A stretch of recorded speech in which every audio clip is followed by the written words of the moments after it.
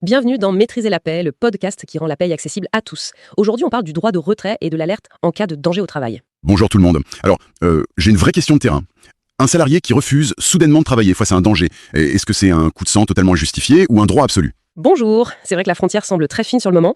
Eh bien, nous allons décrypter ensemble la procédure exacte pour bien comprendre ce droit, sécuriser la paie et bien sûr éviter les litiges. Super programme, c'est parti. Alors, avant de parler des conséquences directes sur le bulletin de salaire, parce que c'est souvent ce qui inquiète le plus les RH, il faut vraiment poser le cadre. Il faut définir précisément ce qui justifie, aux yeux de la loi, un arrêt immédiat du travail. Oui, j'imagine qu'on ne peut pas juste s'arrêter de travailler sur un simple coup de tête.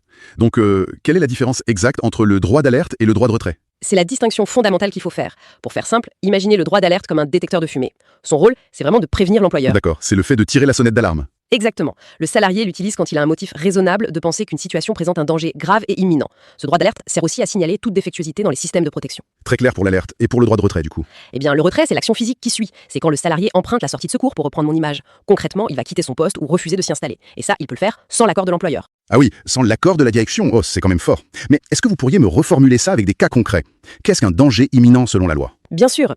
Prenons des exemples vraiment terrain. Imaginez un commercial ou un livreur. Il s'installe dans son véhicule de service, il démarre, et là, il se rend compte que sa pédale de frein ne répond plus du tout. Ah bah oui, là, l'urgence est vitale. Il ne va pas rouler. Voilà. C'est un véhicule défectueux, le danger est grave et imminent. Autre exemple, dans le secteur du bâtiment cette fois. On demande à un ouvrier de monter sur un échafaudage très en hauteur, mais il constate une absence totale de protection. Pas de filet, pas de barrière, ce genre de choses. C'est ça. Pas de protection collective et aucune protection individuelle non plus, comme un harnais de sécurité conforme. C'est un processus de fabrication dangereux. Et est-ce que ça se limite au matériel ou au chantier ? Pas du tout. La loi va plus loin, car elle inclut très explicitement le risque humain. Pensez par exemple à un guichetier qui fait face à une personne menaçante, avec un vrai risque d'agression physique. C'est l'urgence de la situation qui qualifie le danger. Je vois très bien, donc le salarié sent que sa sécurité est en jeu, il se met à l'abri immédiatement. Y a-t-il une limite à cette action, ou bien il fait ce qu'il veut ? Alors non, il ne fait pas ce qu'il veut, il y a une limite absolue fixée par la loi. Le retrait du salarié pour se mettre en sécurité ne doit en aucun cas créer une nouvelle situation de danger grave et imminent pour d'autres personnes. C'est-à-dire qu'il ne doit pas sauver sa peau en sacrifiant celle de ses collègues. Exactement. Si on reprend notre chauffeur de bus sans frein, il ne peut pas sauter en marche en laissant les passagers. À retenir, le droit de retrait est une réaction d'urgence face à une menace sérieuse, mais il ne doit jamais mettre en péril la sécurité des collègues ou du public. C'est dense tout ça, vous avez un support visuel pour s'y retrouver ? Oui, je vous offre le chapitre incomplet, 8 infographies qui décodent tout, du bulletin au barème de saisie et 40 questions de quiz corrigées pour valider vos acquis. L'outil parfait pour passer de la théorie à la pratique, le lien est en description. Mais revenons au sujet. Parfait. Alors, le danger est identifié, on a compris la notion. Mais comment le salarié doit-il concrètement informer son responsable ? Faut-il un formalisme lourd ? Non, heureusement. Vu l'urgence de la situation, la loi est volontairement pragmatique. L'information se fait par absolument tout moyen. C'est très souple. Donc, un simple coup de téléphone ou un appel à l'aide, ça fonctionne ? Tout à fait. L'oral est possible en premier lieu pour déclencher une réaction immédiate. Mais, et c'est très important, l'écrit est vraiment préférable dans un second temps pour des questions de traçabilité. Ah, pour se couvrir administrativement, j'imagine. Quel type d'écrit on privilégie ? Ça peut être un mail très détaillé qui relate les faits, ou bien un courrier remis en main propre contre signature, voire même une lettre recommandée avec accusé de réception. D'accord. Et est-ce qu'on doit prévenir d'autres instances dans l'entreprise ? Oui, c'est une excellente pratique. Il est très utile d'informer en parallèle le CSE, le Comité social et économique, qui a un rôle d'alerte sur ces questions de santé et sécurité. Donc le salarié prévient l'employeur, mais sur le moment, est-ce qu'il risque de se faire licencier pour abandon de poste en quittant les locaux ? C'est l'angoisse de beaucoup de travailleurs, mais la réponse est un non catégorique. Il y a une interdiction totale de sanctionner ou de licencier un salarié, à condition que le retrait soit légitime. Une interdiction totale ? Même si le manager n'est pas d'accord sur le coup ? Même s'il n'est pas d'accord. Le droit du travail bloque toute tentative de sanction disciplinaire. L'intégrité physique prime sur le lien de subordination. Et si un employeur un peu borné décide quand même de le sanctionner ? S'il le fait, la sanction devient purement et simplement nulle. Le salarié peut alors saisir le conseil des prud'hommes.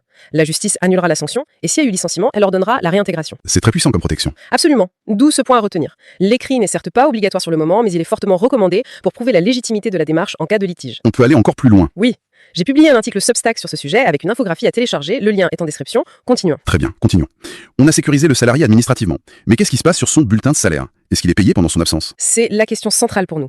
Et la réponse est très sécurisante. Oui, l'employeur a l'obligation de maintenir le salaire. En totalité, il n'y a aucune perte de salaire ? Aucune perte. Le salaire est maintenu à 100%.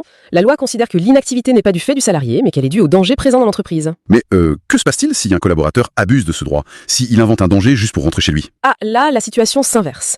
Si les conditions ne sont pas réunies, c'est-à-dire si le retrait est jugé illégitime, l'employeur reprend la main. Il est en droit d'effectuer une retenue sur salaire. D'accord, on tape au portefeuille. Ça correspond à quoi comme retenue ? Une retenue qui correspond exactement au temps d'absence non autorisée. C'est traité comme une absence injustifiée en paix. Et bien sûr, si le salarié conteste cette déduction, le litige se réglera devant les prud'hommes. L'enjeu financier est clair, mais combien de temps cette situation de blocage peut-elle durer et qui décide de la reprise ? Alors, La responsabilité repose sur l'employeur.